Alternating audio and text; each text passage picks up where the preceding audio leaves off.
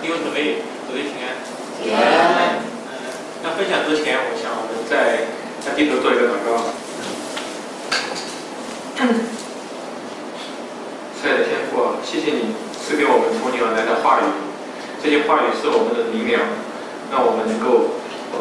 刚强壮胆、勇敢无畏的生活在这样一个弯曲背逆的时代。主啊，我们都是无比软弱的罪人，是罪人中的罪魁，都靠着自己无法战胜眼目的情欲和今生的骄傲，更无法战胜来自敌基督者无情的攻击。主啊，但是我们却相信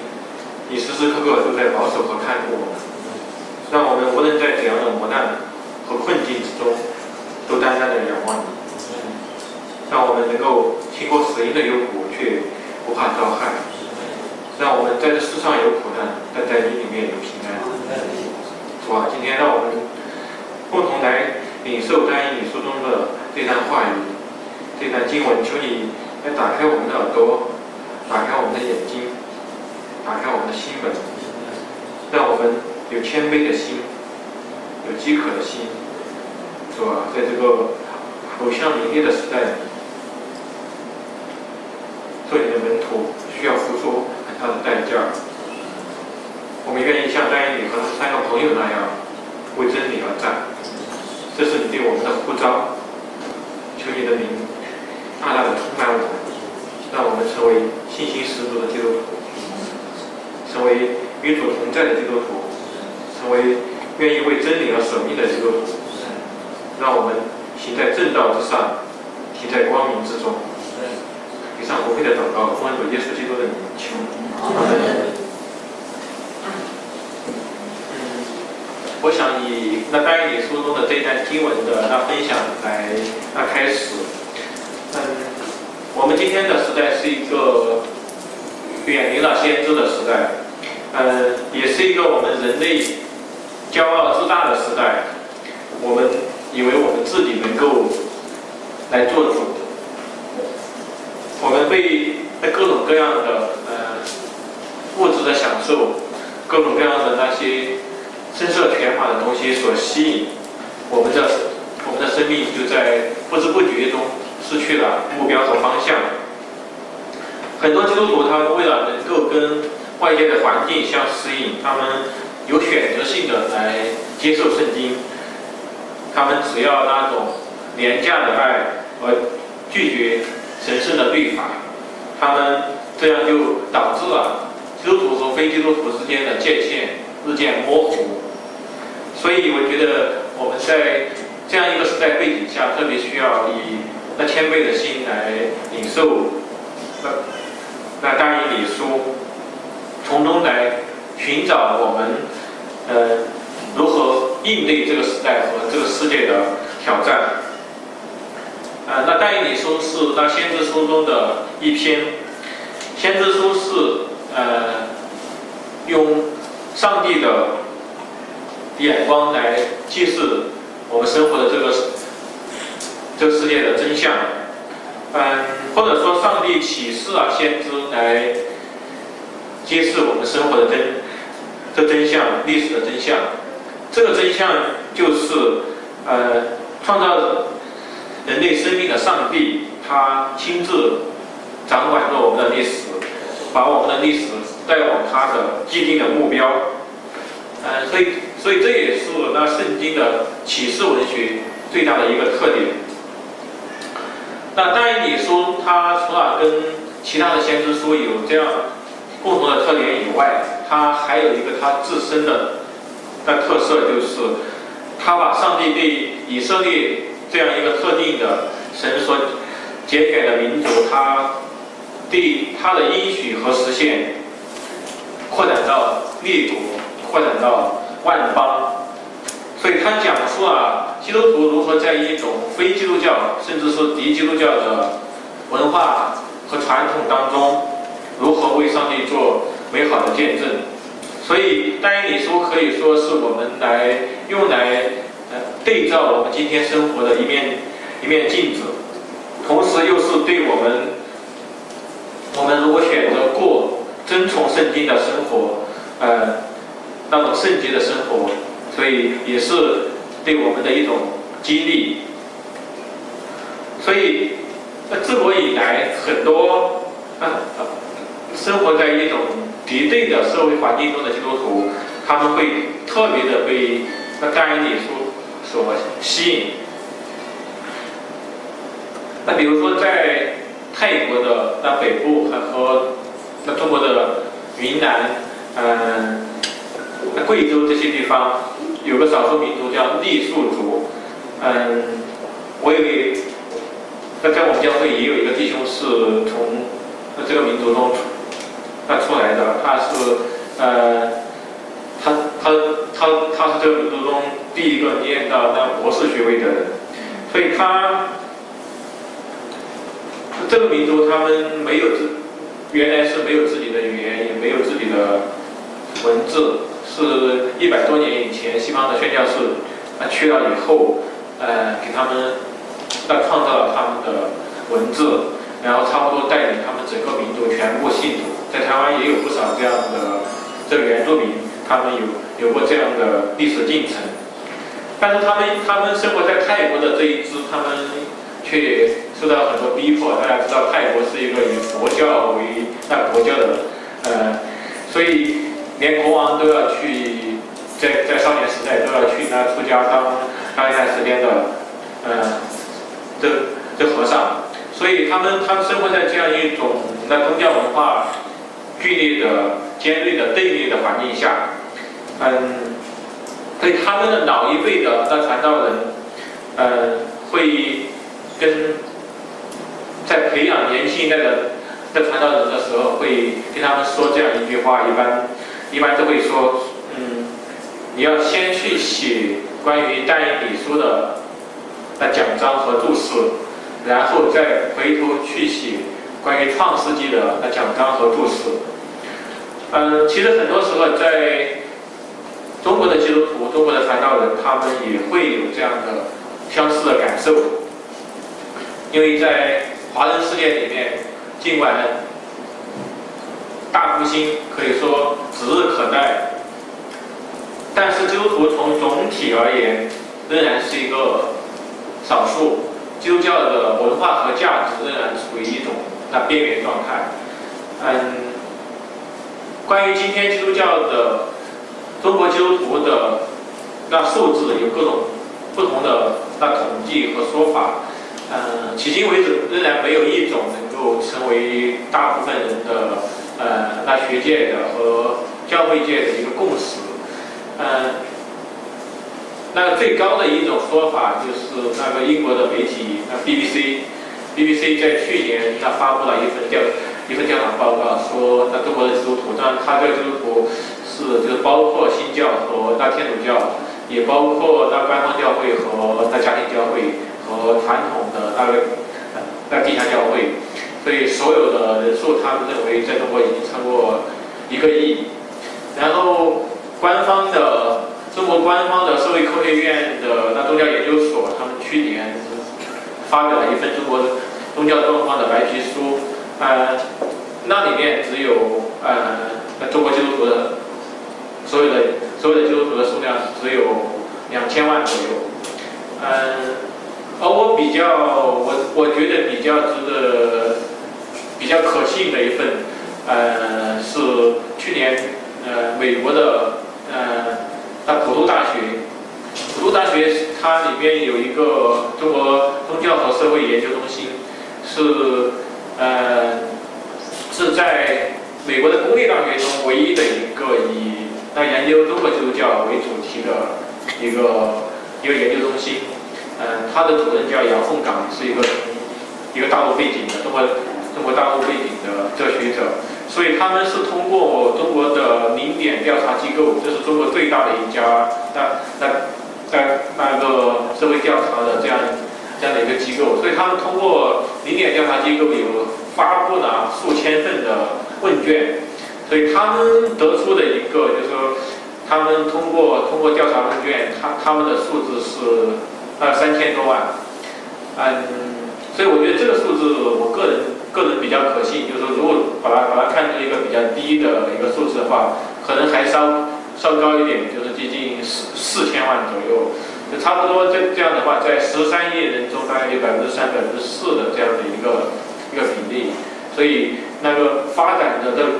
这空间还非常大。所以我又看到另一个调查报告说，最近几年以来的那中国每一天的那个受洗信主的人数是1万人，所以一年差不多300多万。所以他说，这一份就是美国的今日基督教报，美国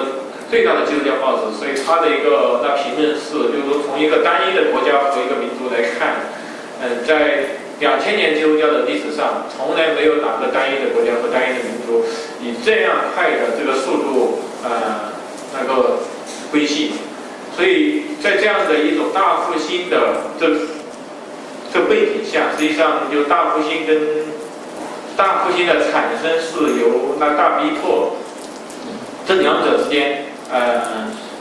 有一种很奇怪、奇特的、很吊诡的这种相关性。所以这次我到台湾访问，也到一些大学和神学院分享的时候，都会谈到这样一个问题。所以很多大学里面的他们不是基督徒的一些教授和学生，他们都会问说，为什么在中国这样的宗教不自由的、宗教迫害的这样的环境下，反而中国的信仰会有这样一个大复兴？而与之相反，就台湾在解严以后，在实现民主化以后，这20年间，几个台湾的调查机构的调查，就台湾的基督徒的这个数量反而没有一个很高的增长，甚至在有些地区，在台湾的有些地区还出现那个下降的这样的趋势。其实，但我当时回答说，我说用一个很科学的，用一个社会科学的一个理论很难去阐释，只能说我们那个上帝的作为。然后其实，在2000年基督教的这个历史上，其实这样一种现象并不是单单在今天的中国出现，而在2000年的这个基督教的历史上，其实比比皆是。如果我们了解那教会史的话，就是每当逼迫非常严峻的时候，反而是信仰出现复兴的时候。所以在今天的这华人世界里面，我觉得我们特别需要从那但以理书中来寻求一种启示的信息，来寻找一种信心的确据。那但以理书的这段经文，它讲述的并不仅仅是一段几千年以前的已经过去的这个历史，而是跟我们现实生活，我们每一个人的日常生活息息相关的，对我们的这个生活的教导。因为我们看到，在今天的这样一个高度世俗化的这社会里面，很多的基督徒缺少对未来的盼望，他们对那现实不断的妥协，他们变成了一种失败主义者，一种调和主义者，一种折中主义者，在世俗主义的这种冲击之下，可以说溃不成军。有很多人虽然他们自称为基督徒，但是他们只是一种口头上的基督徒。他们或者是买椟还珠式的，他们很欣赏基督教的文化、艺术，他们或者沉迷在一种成功神学的这种谬误之中。有一位中国乡村的传道人，他曾经讲过这样一个很有趣的故事。他说，在中国南方乡村的一个小教堂，在墙上粉刷着“信耶稣得永生”这6个字。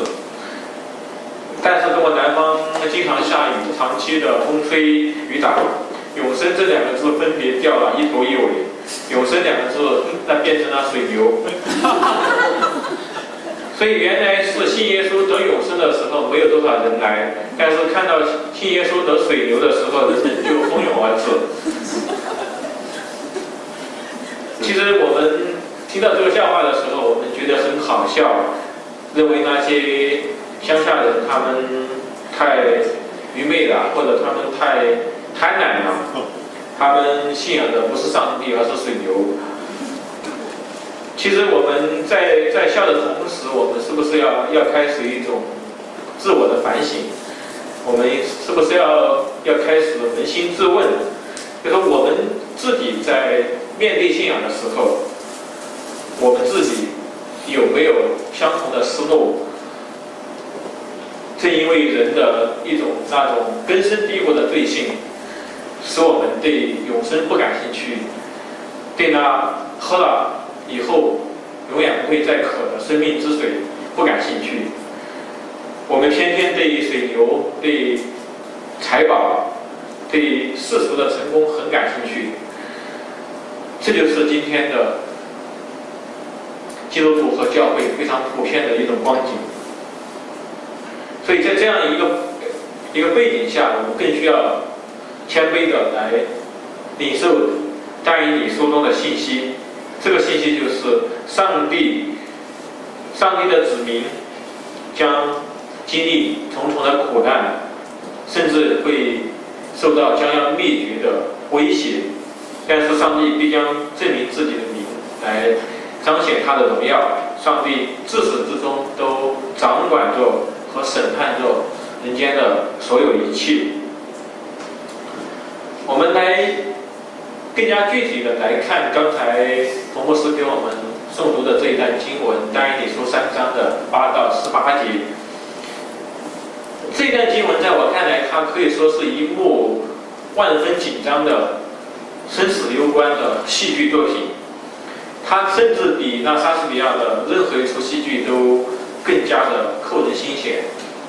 我相信没有哪个戏剧大师能够写得出跟这一幕的戏剧相媲美的那杰作来。在这一幕那戏剧中，我们看到形成戏剧冲突的有4个方面的人物，其中显现出来的是3个方面的人物，以及那这就是作为几个那告密者的那个加勒底人，作为拥有最高世俗权力的那巴比伦王尼布甲尼撒，作为被审判者的但以理和他的3个朋友。另外，大家注意到没有？还有一个没有出场的人物，但是他却是整出戏剧的绝对的主宰者，他就是全知全能的上帝。上帝跟这3类人物的关系是一种垂直的关系。上帝那决定着所有人物的生命的轨迹，而这3类人物的关系是一种平行的关系，是互相牵制和制约的关系。这样它就形成了一个金字塔一样的一个结构。上帝在金字塔的塔尖，其他的3类人在金字塔的底部的3个不同的位置，形成一个三角形。我们下面来一一的来看这几类人物。首先看这国王尼布甲尼撒，他是当时近东地区最强大的加勒底帝国的国王。用巴比伦的语言解释他的名字，就是皇冠的保护者和继承人。从公元前的604年，他出兵征服叙利亚和巴勒斯坦的大部分地区。然后公元前的597年，他率兵攻占了耶路撒冷，并且把犹大王国的这国王约雅金掳回了巴比伦。圣经中还记载了他在公元前586年对耶路撒冷的另一次攻击，以及他对推罗城的那攻击。他把2座辉煌的城市差不多全部毁灭，把圣殿拆毁。所以在今天的大英博物馆中还保存着描述他的事迹的一种楔形文字的那种用那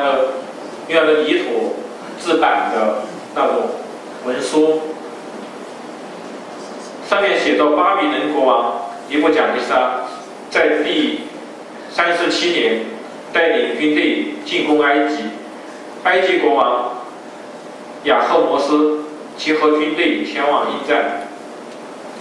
所以尼布甲尼撒他把首都建在当时最富庶、最繁华的这城市，还修建了作为那个时代后来被称为世界的7大奇迹之一的空中花园。所以他拥有的是一个广袤的那疆土、能征善战的军队、庞大的财富。照理说他应该感到很满足、很快乐、很幸福，但是他偏偏相反，他是一个很沮丧的人，充满恐惧的人，忧虑的人。他比那个哀叹虚空的虚空还是虚空的所罗门王还要受到那种虚无主义的困扰。他白天非常焦虑，所以他晚上会做很多奇奇怪怪的梦。这些梦境他自己没有办法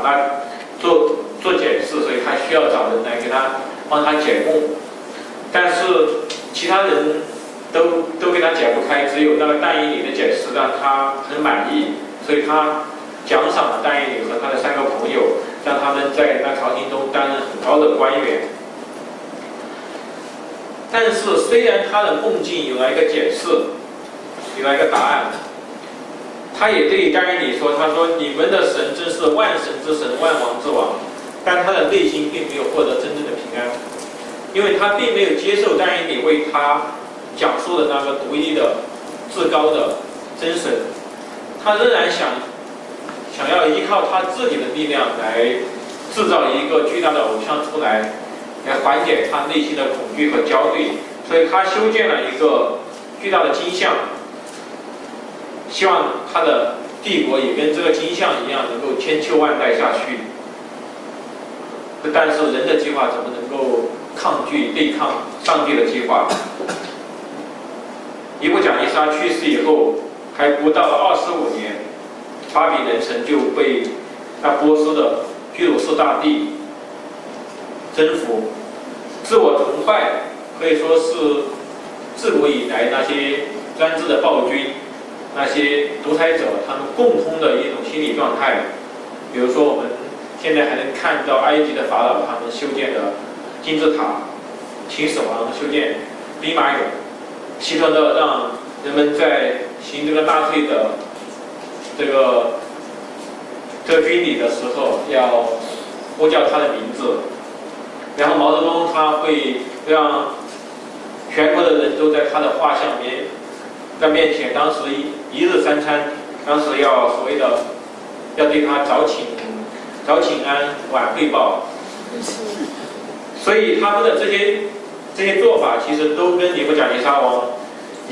他去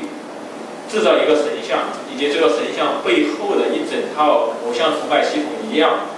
他们是出于对那个权力的一种傲慢、虚空和恐惧。当那些告密者向尼布甲尼撒王那个告密但以理和他3个朋友的时候，尼布甲尼撒他毕竟他不是一个过河就拆桥的人，他还记得但以理和他的3个朋友以前对他的帮助，帮他解梦，所以他在内心深处还对他们有相当的感激之情。所以他在接到告密的时候，他并不想立刻把这3个人，把这但以理的3个朋友给立即处死。但是他如果不去处理这件事情，那么他个人的权威以及他亲手打造的这套偶像崇拜的系统就会崩溃掉。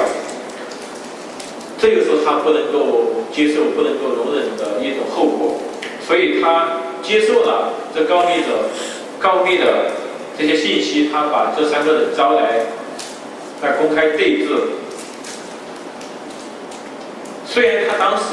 可以说勃然大怒了，但是他仍然给这3个人留下一线的生机。他说，当他们在听到音乐的时候，若俯伏敬拜我所造的像，却还可以；如果不这样做，它的结果就是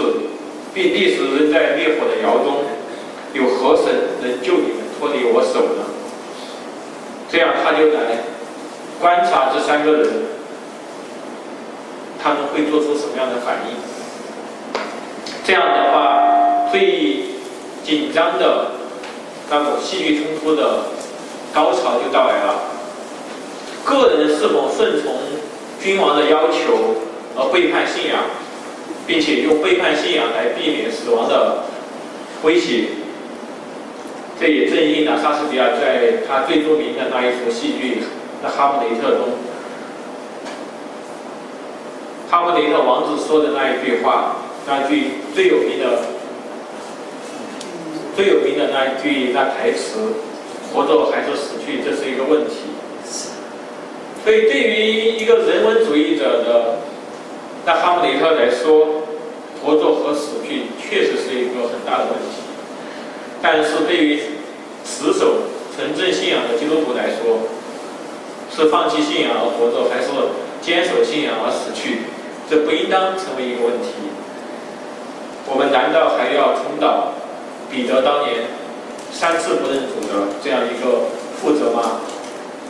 所以，当我们今天在领受这一段经文的时候，我们每一个基督徒都不妨做这样一种假设，做这样一种自我的追问：假如尼布甲尼撒询问的那个对象就是我本人，我自己该怎么样来回答这个问题？我们接着看这3个人的回答，他们回答了3句话，每一句话都掷地有声，每一句话都铿锵有力，每一句话都为我们做出了信心的表率。他们回答的第一句话是：尼布甲尼撒，这件事我们不必回答你。我们看到这句回答的时候，我们就会想，他们这3个人为什么？作为3个人，他们又是犹太人，就是被别人统治的一个奴隶的民族，他们为什么敢于这样斩钉截铁的对执掌王权的这个国王这样说话呢？他们为什么不用一种很婉转的、很含混的、很暧昧的方式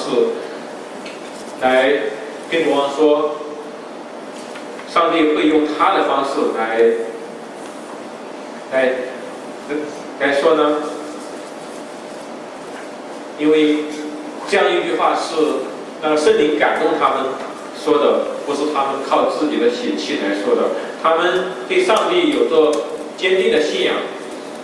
所以他们会说，上帝自然会那个回答你，我们本人无话可说。如果我们把这样的回答跟中国的历史，我们在中国的史记，在中国的整个24史中，我们去查询的话，我们很难看到有这样一个臣民敢于这样对那皇帝说话。中国古代的那士大夫，他们对自我有一种期许，其实他们的最高期许就是北宋时代的那个名臣范仲淹。范仲淹说过一句话，叫“先天下之忧而忧，后天下之乐而乐”。但是在我看来，这样一种期许其实是一种自我欺骗，因为在《诗经》中，中国的《诗经》中说的非常清楚：“普天之下，莫非王土；率土之滨，莫非王臣。”所以，这个所谓的天下，在中国的这种文化政治的结构中，中国的天下是那个天子的天下，臣民也是那天子的臣民。所以，所谓的先天下而忧，先天下之忧而忧，后天下之乐而乐。这句话其实我们把它翻译过来就是先天子之忧而忧，后天子之乐而乐。因为在中国古代，它从来没有形成过一种既具有超越性又具有位格化的上帝的形象、上帝的信仰。所以，在中国，天是一种抽象的、不可知的概念。我们中国人在东方文化中，我们叫这老天爷的时候，它其实是一种抽象的，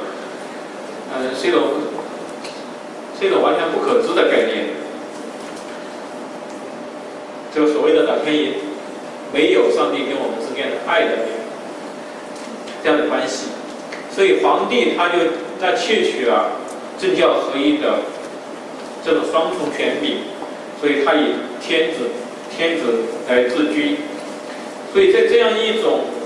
政治和精神结构下面，中国的历史上根本不可能出现像张一鼎的这三个朋友那样，在国王面前，仍然是敬畏上帝的、蔑视皇权的人物。我们接着看他们回答国王的第二句话是说：即便如此，我们所侍奉的神能将我们从烈火中救出来。王啊，他也必救我们脱离你的手。所以在他们的眼睛里面，无论多么伟大的君王，在上帝的眼里，在上帝看来，其实都不过是尘埃而已。这是何等大的一种信心！这是那上帝能够护庇人、搭救人，在天上、地下施行神迹奇事的信心。这也是诗篇138篇的7节中所说的：“我虽行在患难中，你必将我救活；我的仇敌发怒，你必伸手抵挡他们，你的手必救我。”这样的一种信心。上帝存在的方式，绝不是像尼布甲尼撒王他手造的那个，并且强迫臣民去跪拜的那个庞大的金像。上帝在我们的生活中似乎看不见、摸不到，但是上帝却比任何看得见、摸得到的这些偶像都更加真实。我这一次到台湾来访问，从那个台北一直到南部走了很多地方，包括到一些乡村，我看到台湾的这些奇奇怪怪的民间宗教信仰特别兴盛，然后包括在一个水田边，在一棵大树下都会有一个小小的一个土地庙，都要可见就是说人类多么的愚昧和这种顽劣，他要去造一个他看得见、摸得到的这样的一个东西，他才会去对这个东西去信仰。而实际上，上帝的权柄，上帝却比这些任何看得见的这些偶像都更加真实。上帝的权柄也远远高于那些打造偶像的君王的权柄。偶像跟我们的生命其实没有关系，但是上帝却是我们生命的创造者、主宰者和拯救者。这三个人他们能够胜过死亡的威胁，并不是他们个人有多么了不起，他们有多么勇敢，而是他们的决定是以上帝为中心来做出的。当他们以上帝为中心的时候，他们才体会到什么是无所畏惧，什么是完全的自由，什么是绝对的信靠。我记得中国的先贤孟子曾经说过：“富贵不能淫，贫贱不能移，威武不能屈，此之谓大丈夫。”但是在中国的历史上，我们却从来没有看到过达到了孟子所说的这三个标准的大丈夫。前段时间，上个星期看到中共的新党魁，那习近平，他在看到当年苏联共产党政权崩溃的时候的一些这个历史历史材料的时候，他发了一个讲话，他说当年苏联共产党是那么强大的，2000多万的这个党员，当一夜之间苏联共产党这崩溃的时候，为什么没有一个党员能够像个大丈夫一样，能够挺身而出出来捍卫党？我看到他的这感慨的时候，我觉得很可笑，就是未来某一天，当中共也面临一个同样的状况，中共虽然有8000万的党员，比中共多4倍，但是当那样的情况那出现的时候，也可以想象到，也绝对不会出现一个人出来捍卫他。所以，人靠自己的力量和智慧，根本达不到那种不受一切诱惑、不受一切威胁的那种所谓的大丈夫或者圣人的那种境界。我们接着看他们回答国王的第3句话，他们说：“其或不然，王啊，你当知道我们绝不侍奉你的神，也不敬拜你所立的金像。”这句话的意思是说，即使上帝没有伸手来拯救我们，我们也情愿为主而死。这句话中所传达出来的是一种深刻的殉道的信心和决心。既然死亡已经不能成为一种捆绑，他们就经历了这样一种截获不然的自由。所以这句话比上一句话的信心又大大的深入了一层，因为他们深刻的意识到，救或者不救，主权都在上帝那里。被救或者没有被救，都是基督徒应得的。这句话的焦点不在于上帝一定会出手加以拯救，不在于最后的一个我们中国人特别喜欢的大团圆的这样一个结果，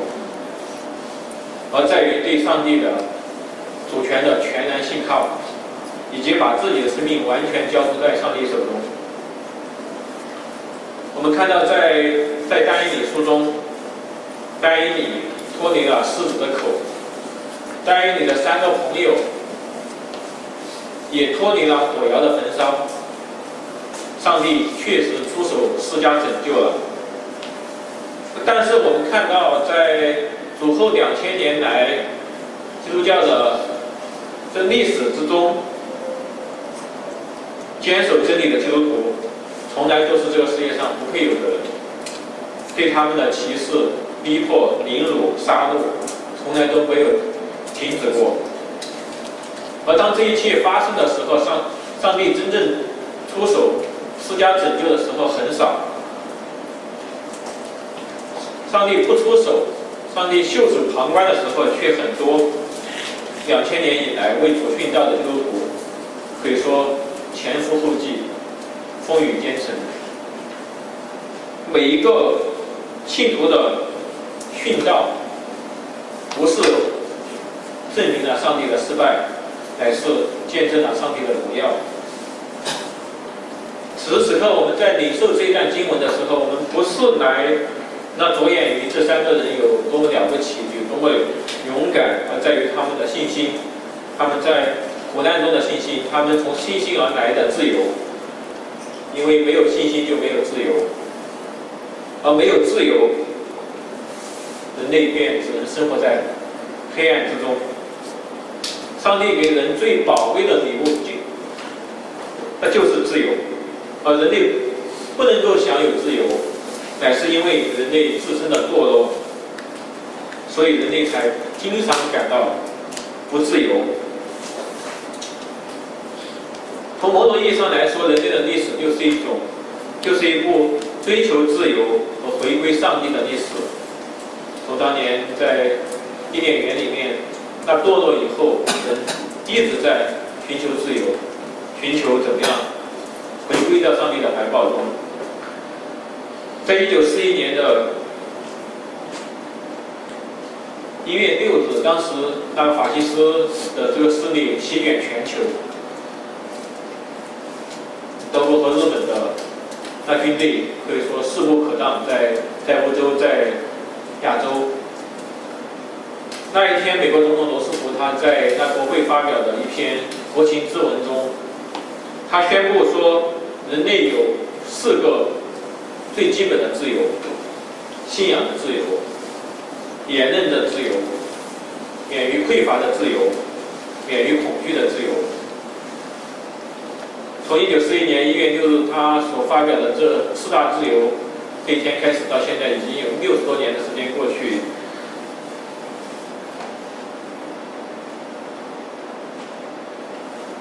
70多年的时间过去，人类有没有那追求的这4大自由？表面上看，我们随着科技发明，我们的力量越来越大，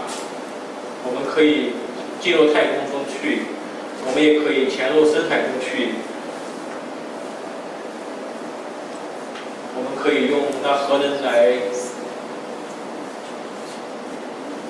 发电，我们也可以发明的这飞机可以1-20个小时之内就环绕地球1周。但是今天的人类跟耶稣时代的人类相比，有没有一种更大的免于恐惧的自由呢？有多少人可以拍着自己的胸脯说，我已经拥有了这4个最基本的自由？英国有位社会学家，弗兰克，他写过一本书，这个题目就叫恐惧。他说，在现代社会，尽管人的安全感远非过去所能比拟，但是恐惧还是成为我们每个人日常生活的日益加剧的一部分。恐惧文化已经越来越占一种主导的地位。他看到了这种现代社会的病症的症状，但是他却找不到这种病症所发生的根源在哪里。正是当年尼采，他悍然宣布说上帝死了，人类不再信仰上帝，人类以自我为中心。20世纪以来，各种新兴的思潮主义、世俗主义、相对主义、理性主义泛滥成灾，人类不再把圣经当作我们生命的指南针，在最基本的道德伦理上，这些问题上失去了标准，这才让我们人为恐惧、焦虑、忧愁的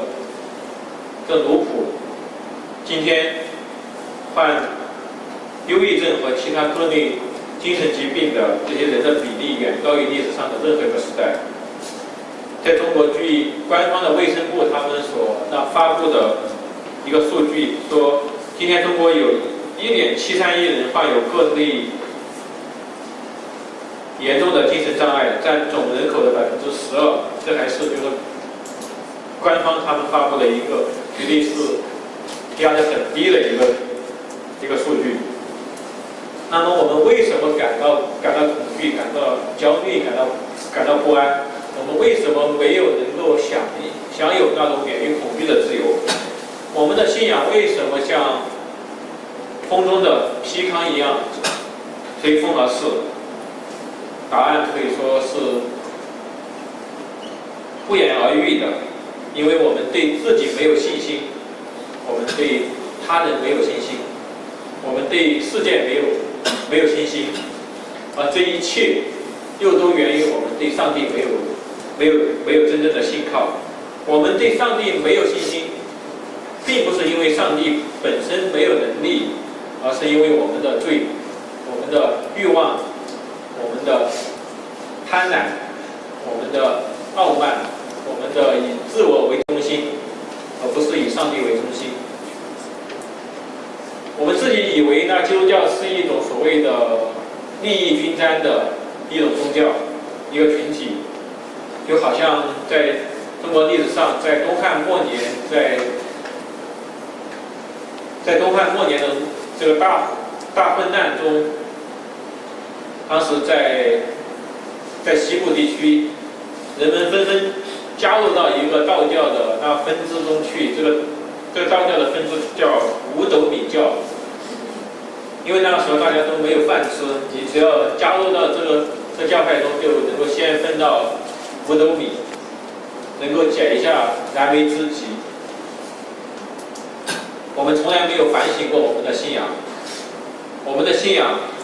信仰的是不是又真又活的耶稣基督？我们信仰的是不是一种我们自我意愿的一种投射？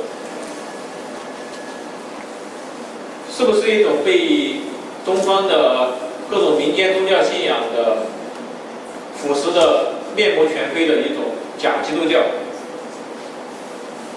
我们可能也读经，也祷告，也到教会聚会，也奉献，也服侍。表面上看我们很火热，但是背后我们有没有一种拜菩萨的、拜财神的这样的心态？我们对上帝缺乏足够的信心，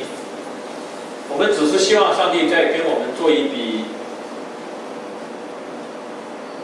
对上帝来说的这亏本的买卖。反正上帝无所不有，上帝不会跟我们一一的来这样的细算账，跟我们来计较。我们是听到了信耶稣得水牛以后才信的。我们是听耶稣得平安以后才信的。确实，耶稣掌控世间万物，他是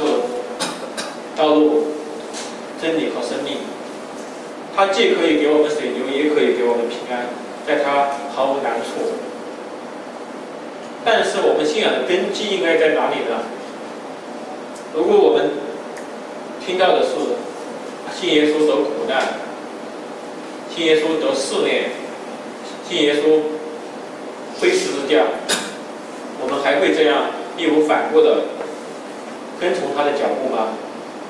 我们会像圣经中的那个少年人那样忧忧愁愁、犹犹豫豫吗？如果我们的信仰是建立在沙滩之上，而不是磐石之上，我们如果遇到了像但以理的3个朋友那样截获不然的那样一种挑战的时候，我们能够来确保我们的信仰不至于完全丧失掉吗？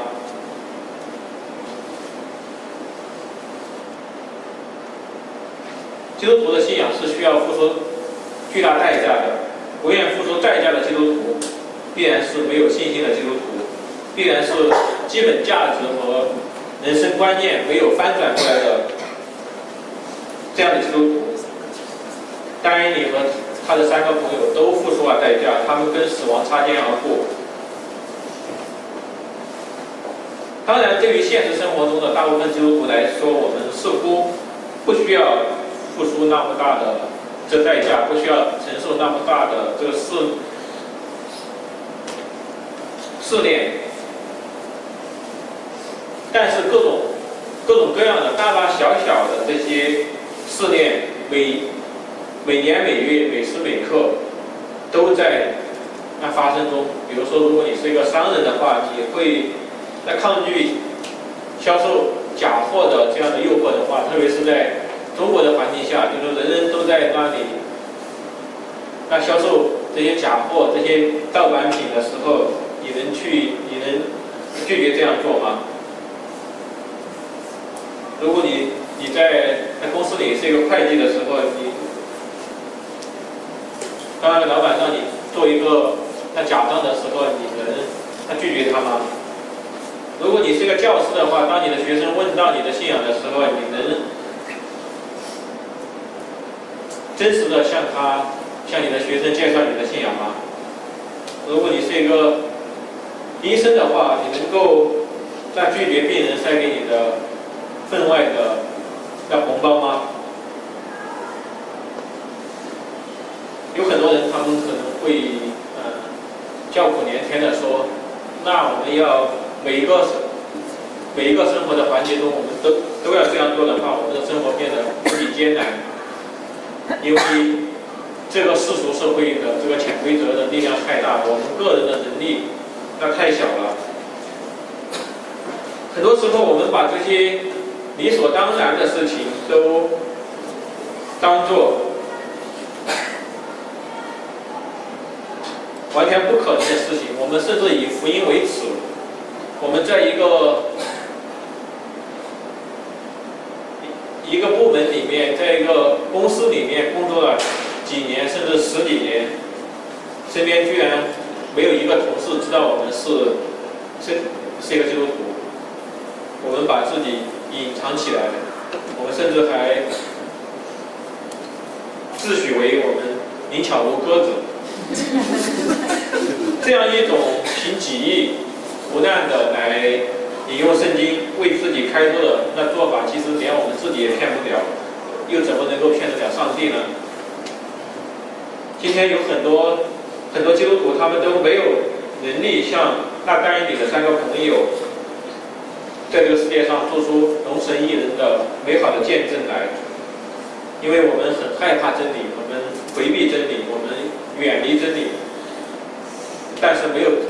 真理，又怎么会有自由？没有这3个弟兄他们在火窑中的那种信心，又怎么能够品尝到那信仰那无比甜美的滋味？可以说，基督徒的道路是一种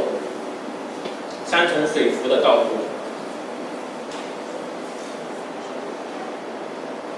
神学家戴德他说过，他说，当上帝的儿女受呼召去接受考验和吃苦的时候，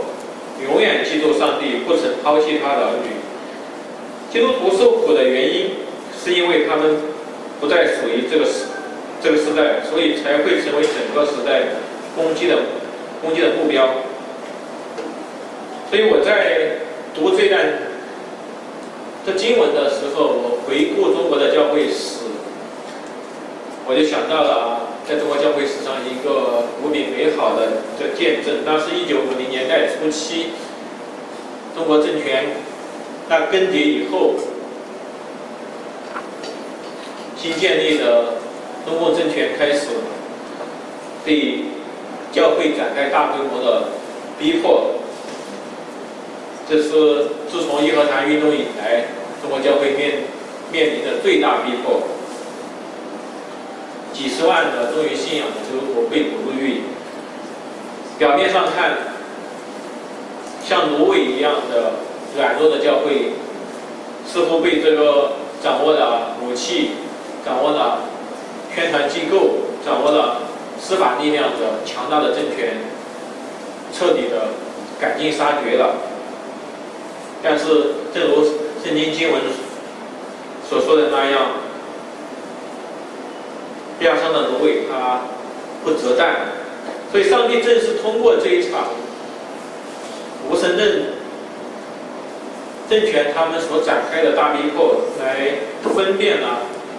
哪些是麦子，哪些是败子，然后又重新兴起了很多刚强壮胆的、愿意为真理舍命的弟兄姊妹来。而他们成为文革结束以后70年代末以后中国教会大复兴的种子。那当时有2位被囚的先辈，他们在监牢里面饱受身体的折磨和精神的侮辱。他们在囚犯中是最下等的人，所以也正是按保罗所说的，渣子中的渣子一样。他们当时在监狱里面，一听是那个基督徒的话，连那些罪行累累的那些刑事罪犯都敢于来蔑视他们、欺负他们，甚至抢走他们仅有的那一点饭菜。在那样一种极为恶劣的环境中，为主的缘故来受逼迫的这些前辈，他们如何持守自己的信仰？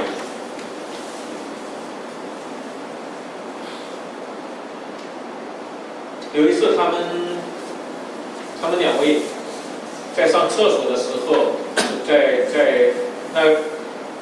那个过道上面，偶然的相遇了，但是按照当时监狱里面的这规定，他们之间不能够说话，不能够交谈。于是他们俩，一个人用眼睛望一望天，另一个人也用眼睛望一望天。所以在那一刻，他们两人心有灵犀一点通，他们在天上有同一个天赋，再大的患难也不能够摧毁他们对天赋的信仰。所以他们就用这样一种方式来互相勉励。在20多年以后，他们从监牢中被放回来，但是他们仍然受到当地的严密监控，他们还处在被剥夺政治权利的这样一种特殊的时期，所以他们不能够随意的离开自己的那个居住地点，到外地去旅行。又过了10年以后，其中的一个人终于拥有了全部的公民的权益，所以他可以旅行到另一个城市去看望另一个人。这两位弟兄他们已经30年的时间没有见过面了，他们一见面的时候，他们就像亲兄弟一样，他们紧紧地拥抱在一起。更加年长的一位说：“相声啊，我已经看不见你了，让我摸一摸你，我的好弟兄。”他们一个叫王明道，一个叫袁相成，他们都是靠着信心生活的因真理和自由的基督徒。我看那最近那改良出版社整理出版了王明道的很多神学著作和那个讲道集，所以我觉得会那期待着这样一系列的这著作能够对那台湾的弟兄姊妹，对台湾的教会能够有所激励。而这样的那见证并不是在已经过去的时代里面发生，就在我们的身边，仍然在每天都在发生。就在2009年的时候，还发生过一个也同样是对我们非常有激励的见证，在苦难中，在这种危急中来持守信仰的见证。这故事发生在河南的杞县，一个木字旁的一个自己的己的这个己，它就是己人忧天这个成语那发生的地方，就是这个地方是那个河南开封地区的第一人口大县，有103万人。所以那段时间里面，在网络上流行一个新的成语，把杞人忧天改了一个字，把这个天改成孤，就是金字旁一个古代的古，这是一种放射性的一种有这种核辐射的一种元素。就是为什么杞人忧天变成杞人忧孤呢？因为2009年的6月7日，杞县利民辐射厂的这个厂房倒塌，这种厂房内的放射性的污染物质钴存在着泄漏的危险，而当地政府故意隐瞒这个事故，有些网友开始在网上把这个消息发布出来。这当局很快把这有5个要发布消息的网友抓捕，但是这样的举动不仅没有能够封锁消息，反而使当地民众陷入了更大的恐慌之中。然后一直拖到7月17日，北京的环保部才派那专家带了机器人到那现场处理这些辐射物质。当这些居民看到这样的情况的时候，他们浩浩荡荡的开始了逃离家园，所以当时的那情形好像是那个好莱坞的那个世界末日的那种大片中一样，就是在这样一种情形中，有一群特殊的人，他们没有跑，在祁县的文化街上矗立了当地最大的一个基督教堂。这一天是一个礼拜天，前来聚会的信徒把教堂坐得满满的，有很多人只能在门外听牧师讲道。有一个姊妹说今天停电了，不然整条街都能听到我们喇叭中的那赞美诗的声音。还有一个信徒说7月17日是礼拜五，19号的那个礼拜日，我还特别留意看，来做礼拜的人一点也没有少。在教堂的一侧写作主赐平安稳如山。有一位在家务农的姊妹说，那一天别人说要去开封避难，我说祁县就有避难所，你在哪里祷告，主就在哪里，哪里就是你的避难所。所以说这句话的姊妹，以及在危难中坚持敬拜的那些弟兄姊妹们，他们每一个都是靠着信心生活的、因真理和自由的基督徒。其实，同样的，在苦难中如何持守信仰的，这样的见证也在我自己的身上发生。像我这个命其实已经讲到一点点，在2010年的10月8日，我的良师益友李晓波先生他获得诺贝尔奖以后，我记得那一天我还在美国加州，在南加州大学访问，那天下午他们请我做了一场学术报告，然后完了以后，那天晚上我坐在南加州大学的宾馆里，然后我们都知道那天晚上会公布当年的诺贝尔和平奖得主的这个消息，所以我差不多通宵都没有睡觉，都在电视前面等着。所以差不多到了凌晨的2、3点钟，电视的新闻就频繁的发布出来，我先生获得2010年的诺贝尔和平奖。所以那对我来说当然是一个欢欣鼓舞的这样的一个消息。所以过去10年里面，我跟刘晓波先生的交往，我们一起为中国的民主、人权、自由而奋斗的这一幕幕的这些场景，就在我的脑海中来浮现出来。而且他们刘晓波夫妇也是我们方舟教会的非常亲密的慕道朋友。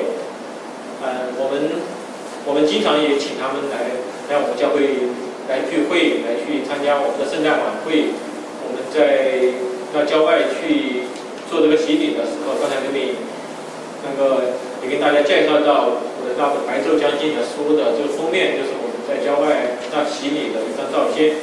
所以我们到那个北京郊外的那些山清水秀的那些地方去做洗礼的时候，我也会请他们夫妇来参加，也算是一个交流，也算是让他们有一个观看我们基督徒的洗礼的机会。所以也是对他们传福音的一个很好的方式。所以我记得在他被捕前的几个月，那一年的08年的夏天，他来参加我们教会的这个洗礼。我们的洗礼还没有开始，我们在一个小河边上，那小河先他先把衣服一脱，就跳到水里面去游泳去了。然后所以在我们洗礼的整个过程，他就在周围围绕着我们游，就好像在那个天使在那里保护我们一样。所以那一刻让我有很多感慨，就是说他从89年以后，他一直是在追求这个社会的正义，追求人权。然后他前后几次入狱，然后即使从监狱里面出来，也是从从一个小监狱进入一个大一点的监狱，因为他从来没有过这种正常人的很健康的生活，都在这种警察的严密的这种监控和骚扰下面，所以我就想着他在那一刻他在水里像一条鱼一样在水里游动的时候，是他这1、2、4年以来难得的非常自由的一刻。然后有一帮基督徒在旁边洗礼，那种场景其实是非常美好的场景。所以当他的获奖的消息发布以后，就有很多朋友跟我打电话，就劝我那时候说你在美国留一段时间，因为他们说他们大家都估计，因为这样一个奖项让中共会觉得颜面尽失，会恼羞成怒，会对小波已经被判11年的重刑，关进监狱里面。那么他们下手的对象就可能是小波身边的朋友，那第一个人选就是我了。所以他们就劝我那个时候暂时说不要回去。但是那个时候我已经开始为那个刘晓波写一本传记，我希望通过这本传记向更多的华人和全世界的人来介绍他的生平事迹，他的思想观念。我就想，而且在此前的几个月里面，我跟小波的妻子，我们一直在讨论这部传记怎样写，应该访问什么人，他的哪一些亲戚朋友、同学、同事等等。所以我想，我还有很多人没有访问完，我一定要回到国内去把我的这项工作完成。所以在5天以后，我就回到北京。回到北京以后，当天晚上我就被警察软禁在家里。因为一开始1个星期只是我一个人被软禁在家里。就刘敏他还可以每天去上班，他在一个香港的电影公司，在北京的电影公司工作。而且他已经在公司里面做非常高级的管理人员。但是我们后来他就帮我跟刘晓波的妻子联系，他妻子曾经委托我们帮他买一些食品，买一些保暖的内衣，因为他被关押在东北锦州的监狱，那里的暖气的情况很不好，他需要穿一种更加保暖的内衣。然后他也说他希望看到圣经，看到基督教的一些经典的这些著作，像加尔文的《基督教要义》，像奥古斯丁的《上帝之神》等等。所以那时候我已经不能出门，我就请刘敏去买。以后他就跟刘霞联系，但是那时候刘霞也被软禁在家里，他们不能够出来，所以就联系上刘霞的弟弟，把这些东西送去。结果他的弟弟把这些东西给他姐姐送到他姐姐家以后，从那个楼上下来以后，就被一群秘密警察带到一边去盘问，去搜身，就从他的身上搜出一张纸条，就说写了刘敏的名字和电话号码。然后当局就认为刘敏在其中起一种特殊的作用，来传递这些信息。所以从那一天的下午，刘敏下班回来的时候，刚刚走进家门，这些秘密警察就向他宣布说，从此时此刻起，你也不能出门了。对他的很多物品都还放在车里，他都还没来得及取。他说我到车里去取他东西可不可以？他说不可以。所以然后回到家里以后，就马上发现我们家的从那一天开始，我们家的电话网络，我们2人的手机全部被切断。然后开始在我家的对面装了6台的摄像头，然后在我家的阳台旁边装了一个红外线的探测仪，然后有2个他们雇佣的像农民工这样的人，他们用一张桌子把我家的门抵住，这2个人他们4个小时画一班，那晚上就睡在我家门口这个楼道里面。然后这些比较高级的警察就在那旁边的一个物业公司的这办公室里面，他们就看这个摄像头里面的那信号。所以我们是在这样一种与世隔绝的这种环境中过了接近2个月的时间。然后有一天刘敏发了个高烧，他们不能去医院，然后这看门的这个头说，即使你那死在家里，我们也没有责任，上面自会有人来那负责。所以那一天幸亏是有个邻居帮我们打了120，然后叫来一个救护车。那救护车到我家下面以后，一开始这些便衣还把他们拦住，说不能上去。但是那天幸好这个医生他非常有责任感，所以他说我们既然接到电话，我们一定要上去看看。所以他上来为刘敏量体温，已经超过40度，所以他说已经有生命危险，一定要到医院去。所以他又到下面去跟这些警察谈判了半个小时，才同意去，但是不准我跟着去，仍然把我软禁在家。然后当他坐上这救护车去的时候，2个警车跟着他，所以到医院那个打针输液，大概12个小时，整个晚上过完以后，第2天上午才回家。这样到了12月9日，那一年的12月9日，就是诺贝尔奖的颁奖典礼的前一天晚上，然后跟那一天也特别奇怪，就是后来当我们回想的时候才知道是一个神迹，这个神迹其实在我们的生命中每天都在发生。就是因为在此前的几个月里面，我们教会有个弟兄，他在一个那个电影的网站，他工作，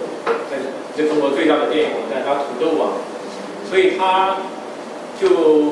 送我们一个很大的一个硬盘，就可以那里面可以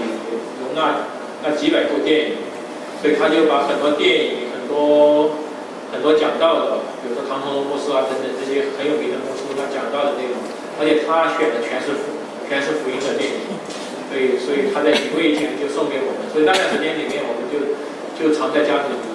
就选这些讲道的这些电影看。就那一天晚上，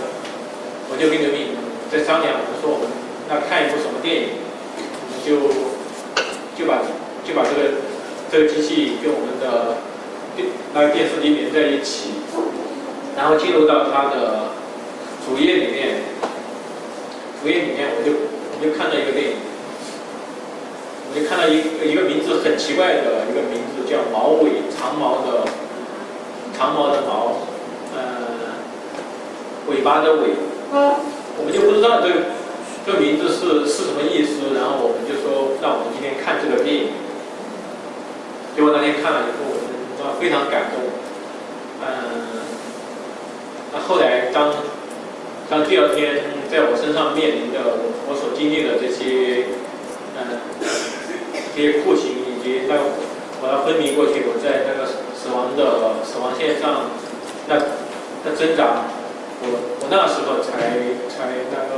回想起前一天晚上，上帝通过这样一个电影来给我传递一个清晰的这个信号。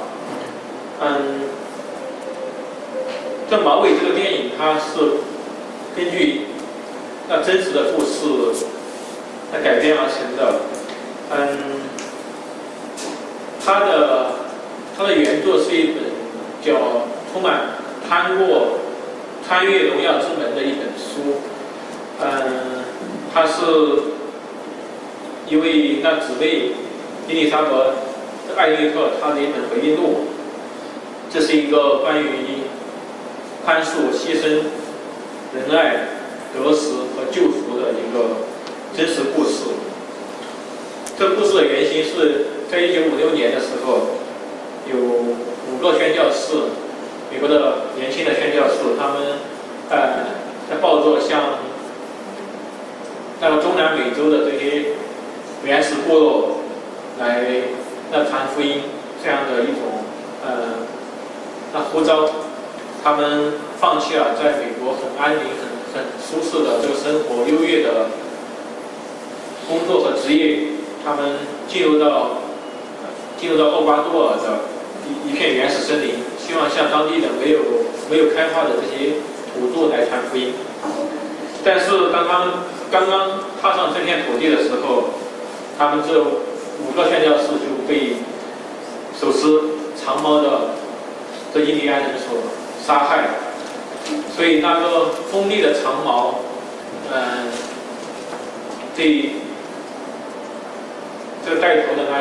宣教士吉姆对他贯胸而过，所以最后在他前胸所留下的是这个长矛的一点点可以看得见的尾巴。所以这就是这个电影这个名字的这来历。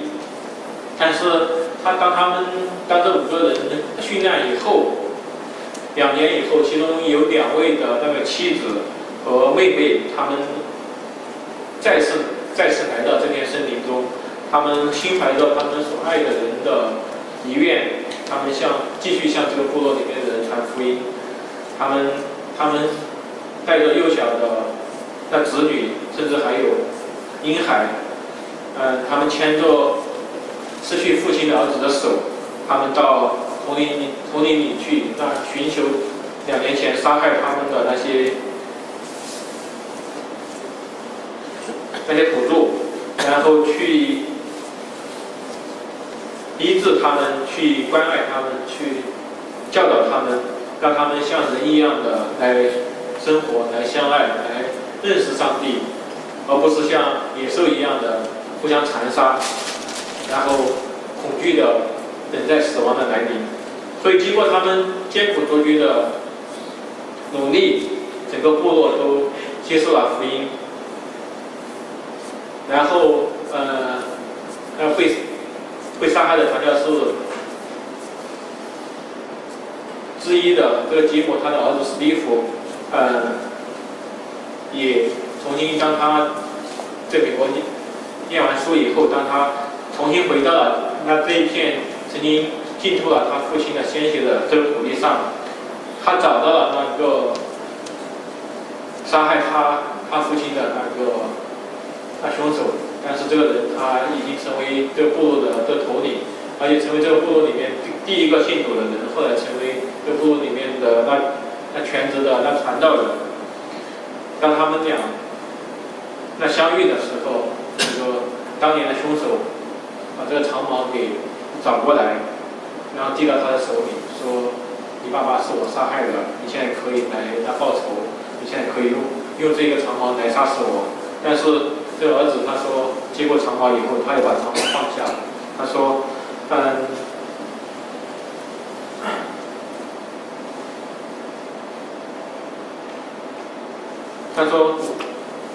从他父亲的那日记中，他说他看到了我父亲如此的那个珍视人的生命，他父亲是他甘愿为这些人而死。”所以就是那天晚上我看完这部电影的时候，这部电影中的很多细节让我彻夜的难眠。这个杀人的这个部落的勇士，他当时看到这5个人被杀，但是他们的手上都拿着枪，但是他们始终没有去拖动扳机。然后直到被害的时候，死亡降临的时候，他们还在那里祷告。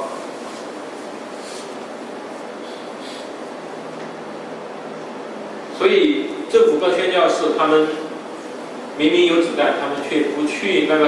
射杀那些向他们丢过那长矛来的人，他们用他们的身体迎着长矛，他们用那和平和爱去那个面对那仇恨，甚至就是说不惜那牺牲自己的生命，所以那才是为了爱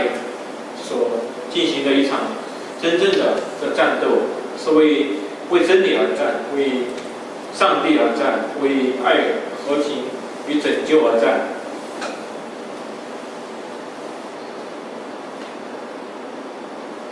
然后还有一个细节是，当时他的父亲坐着飞机要走的时候，要去这个部落的时候，然后他有2场这个父子之间的这个对话。这29岁的这年轻的这父亲向他幼小的孩子说，你知道太阳离地球有多远的这距离吗？小男孩回答一个很大的数字，也不知道自己他答的对不对，但那个数字并不重要。父亲接下来对他说：“儿子，你要记住，我对你的爱远远超过这么多。”这儿子只是似懂非懂的点点头。后来，当他的父亲最后一次坐飞机跟他是那个最后一次要告别的时候，这孩子就一直跟随着这个小小的飞机跑，但是没有那停下来。他后来就在他成长的这个过程中没有父亲，他就一直追问说：“你既然那么爱我，你为什么还是就是驾着飞机走了？”后来他才看到父亲的这个日记，当他长大的时候，他才明白过来，因为他的父亲更爱的是那上帝和真理，所以他是上帝和真理让他去那战斗。所以后来史蒂夫他就对这个杀害他父亲的这凶手的人，他说：“不是你们杀了我父亲，是我父亲为了你们把生命献出去了。”所以在那一个瞬间，我们看到了一个在我们庸常的凡俗的那日常生活中我们看不到的一个世界，一种精神。在那一刻中，我们能够感受到有天使在那天上为这样一种生活来欢呼雀跃。长矛是使人死的，但是爱是使人活的。所以如果我们能够有爱，有信心，无论什么样的这仇恨、恐惧和这个暴政，都不能够让我们放弃我们的信仰。所以后来在看完这个电影的那第2天中午，然后就有人来敲我们的门。我们家的门有2个多月，但没有人敲过了。然后我打开门，然后有穿着那制服的，然后有2个便衣，他们非常温和的跟我说，我们的那上级要跟你谈话。我也没有任何的这提防。当时还穿着，因为已经2个月没有出门，在家里一般都穿着睡衣，所以我只是在那个睡衣外面套了一件那大衣，所以就跟着他们下楼。结果一下楼以后才发现这个情况那完全不对，至少有那4辆车，有那个20多个人，所以就有大概有4、5个人一下就冲过来，然后一巴掌把我的这个眼镜打掉，然后用一个很大的一个黑的那头套把我给套起来，然后就把我架上一辆车，然后这辆车就开往北京郊外，差不多2个小时，然后到了当天的晚上，7、8点钟的时候，就大概是到了一个院子，因为我什么都没法看见，然后进入那个院子，进入一个房间以后，那是没有暖气的房间， 12月9日的这北京是那最冷的时候，外面全是那冰天雪地，所以他们把我的所有衣服全部脱掉，然后就有4个人上来对我那个拳打脚踢，然后他们把我的那手指这样的放在前面，一根手指一根手指的撇，因为他们说你过去10年来你所做的事情，你写了1000万字，都是对党的攻击，然后你参加这个家庭教会，你的一支笔对党的这种破坏超过一支那军队，所以他说我们要把那手指一根一根的那撇断，然后只要上级打个电话来，我们在半个小时之内就可以在外面的院子里面挖一个坑把你埋掉。然后他说此时此刻你的好朋友那刘晓波先生他在颁奖典礼，就说为他的颁奖典礼，当然他也不能去了。表面上看你们这些人好像非常光荣，但是现在我们把你埋在这个地方，全世界没有人知道。其实那一刻那几个小时的这个时间里面，这个身体的这种疼痛，但是我在这个默默的这祷告中，上帝给我2句话，后来我也靠着这2句话得到很大的安慰。一句话是，那保罗所说的，那杀死身体不能杀死灵魂的，你不要怕它。第2句话是那诗篇中的那一句，你虽死经过死荫的幽谷，也不怕遭害。所以那上帝也很怜悯我的那身体的软弱，所以差不多在5-6个小时以后，我就昏迷过去。所以估计那一次那个最高当局也并没有像给这些第一线的这些打手下命令说那一次就要把我打死，所以他们看我那昏死过去以后也非常紧张，然后就先把我送到医院。所以那先是到一个那郊区的医院，所以我迷迷糊糊的，就说我的意识差不多有一半的已经没有了，所以我只是迷迷糊糊的听那个医生说我们这里已经没有办法抢救了，那必须到那个市内里去，所以他们从那个市里调了一个很高级的那救护车，有这些马上就那输液又有氧气。然后到了市内，那北京医院，就中共的这些高级干部的医院，然后经过1个晚上的抢救，才就重新从死亡线上，挣扎着过来。所以后来的1年的时间里面，刚才那里面也有一些分享，我们就会带到全国各地去这种，用中国现在很流行的词汇叫被旅游。就并不是我们自己愿意去旅游，是被旅游。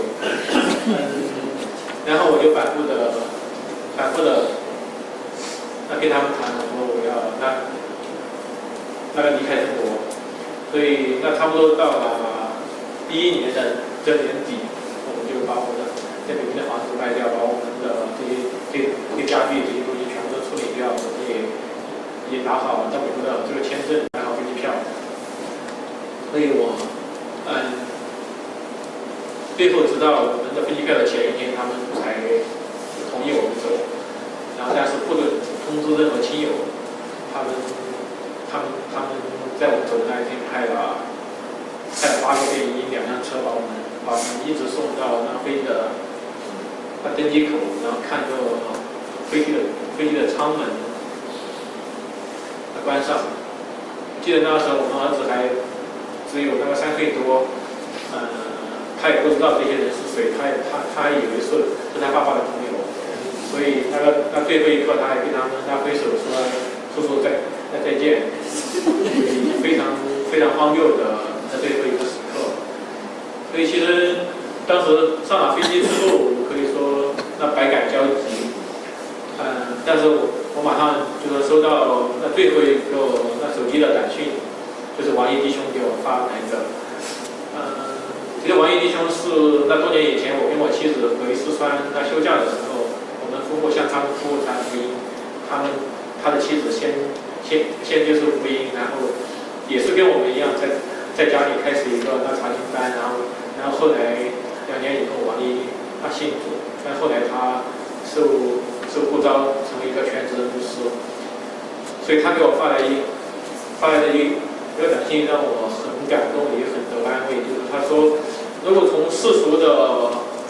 这观点来看，你是被那个地上的君王赶出你自己的国家，但是如果从我们基督徒属天的眼光来看，是天上的君王让你离开那本家本族本国，到一个新的有一个来隐秘的地方，开始你的新一阶段的生命和那个服侍。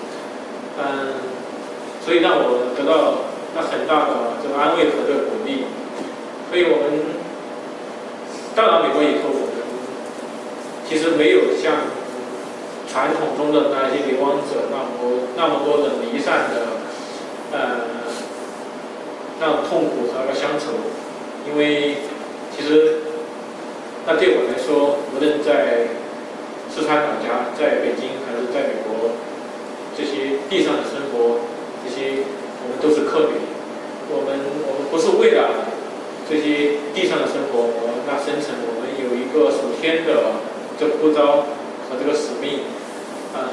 而我的使命，我觉得我非常清楚，就是用我的笔，用我这一支小小的笔，成为主的伟大的这个福音的计划，为这个时代的华人用那中文来那个写作，成为他的福音计划的一部分。所以其实我们离开北京教会，然后到了美国，马上又进入到那个在那个华府旁边那5英里啊，在有那个张伯苓博士他所创立的那华府那华夏丰收教会，而张伯苓博士他当年也是60以后流亡到海外的，就当年被通缉的那个跟那个王家一起被通缉的那21个学生领袖之一。所以我觉得主的安排就这么奇妙，就是让我一到美国就融入到他们教会中，然后包括我们那新买的房子就在那个张牧师的这邻居，离他家就只有1公里的这个，所以那步行都可以到，所以我们有非常亲密的这样弟兄姊妹之爱，所以我在家里也常常是把饭烧好以后，我跟张牧师打个电话，我说过来吃饭，他还可以用半个小时到他旁边的小湖里面去给我们家钓一条鱼过来吃。所以就说跟那张牧师等等，跟很多弟兄姊妹，我们那继续有这样的成功的机会。刘敏在教会里面，他也现在成为那个成人组织学这个课程的老师，然后也参与到那教会的很多那服侍，也帮助在这些到美国的这些留学生这些青年的事工。然后最近这1年，除了我的写作以外，我也有很多的时间，受美国的各个大学的这些留学生的这些社团的这个邀请，去跟他们做这个讲座。而且现在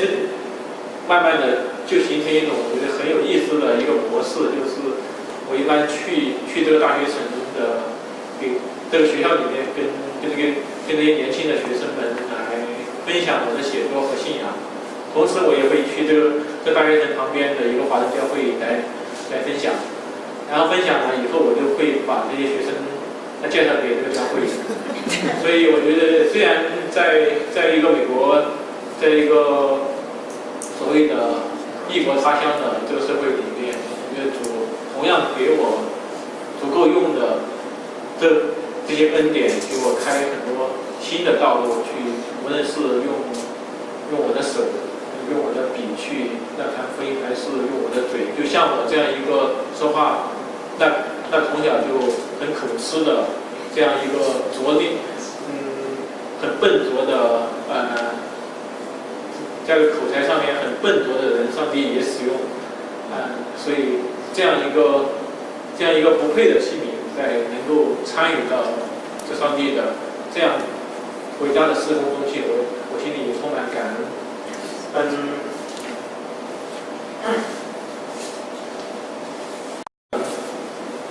他是改教运动的先驱，他曾经在一篇讲道稿中他说，我们看到许多人追随福音，并没有什么报酬，只有被迫害、被追捕、被剥夺他们所拥有的。有人失去财物，有人被关在牢里挨饿，有人被残忍地扔到火里。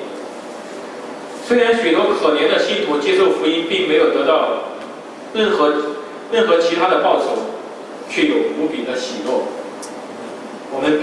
们必须学习回应我们的主对我们的爱，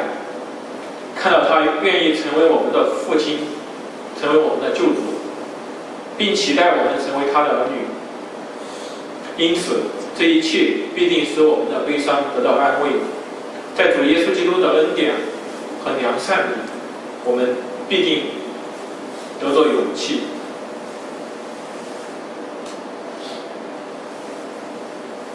亲爱的弟兄姊妹，你在耶稣基督里面是否已经获得了像但以理的朋友这样的火窑中仍然能够持守的信心？你是否有从耶稣基督而来的自由、喜乐、平安和盼望，以及对恐惧、忧虑、死亡的超越？如果你已经获得了这样的信心，那么在此祝福你，让我们共同为上帝长阔高深的爱和怜悯献上感恩与赞美。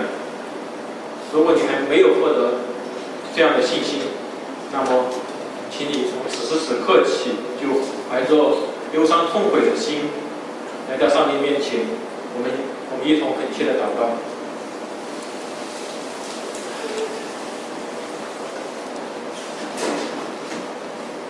亲爱的天父啊，谢谢你拣选了我们这群完全不配的罪人。你在我们还不认识你的时候，你便爱了我们。你把恩典白白的赏赐给我们，无论我们有怎样的背景、身份和生命的光景，我们都有一个最大的共同之处，那就是我们都是你的被造物，都是你所爱的儿女，都是你永不舍弃的羔羊。主啊，我们愿意信，但我们信心不足，求你赐我们更大的信心。主啊，我们愿意过自由的生活，但我们被罪、骄傲、贪婪和恐惧所缠累。求你赐我们从那从天上而来的真理，让我们因真理得自由。